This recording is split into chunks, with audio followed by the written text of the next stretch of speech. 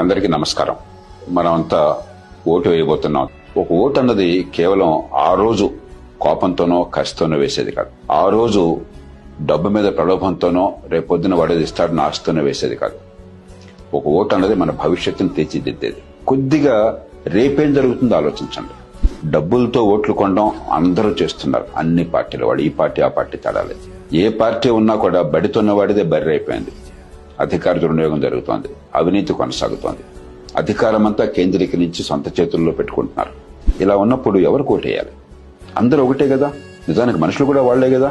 ఇక్కడున్నాయని అక్కడ ఎమ్మెల్యేకి వెళ్తాడు, అక్కడున్నాయని మళ్ళీ ఇక్కడ ఎమ్మెల్యే క్యాండిడేట్గా వస్తాడు. ఒకే ఒక్కటి నాకు ఒక ఆశాకిరణం కనిపిస్తోంది. యువత భవిష్యత్తుని కాపాడాలి, మనందరికీ మంచి జీవితం కావాలి అంటే ఆర్థిక ప్రగతి, మౌలిక సదుపాయాలు, పెట్టుబడులు, పారిశ్రామికీకరణ, ఉద్యోగాల కల్పన, ఆదాయాలు పెరగటం, ఆర్థిక ప్రగతి.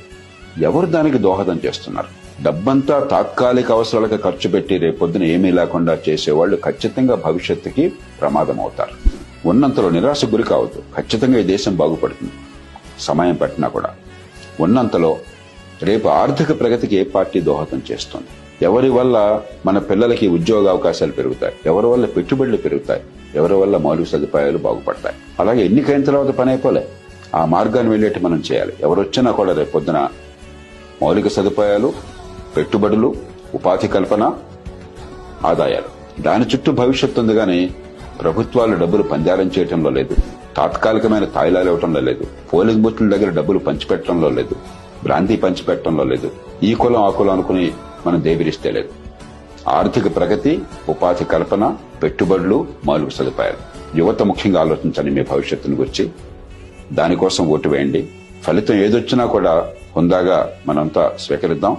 ఎవరు ప్రభుత్వంలోకి వచ్చినా జవాబుదారీగా నిలబెడదాం. మన బిడ్డల భవిష్యత్తు కాపాడుకోవటం కోసం, ఆర్థిక ప్రగతి కోసం కలిసి నిలబడదాం. తప్పకుండా ఓటేయండి. ఇంట్లో మాత్రం కూర్చోవద్దు, విధిగా వెళ్లి ఓటేయండి. Wish you all the best.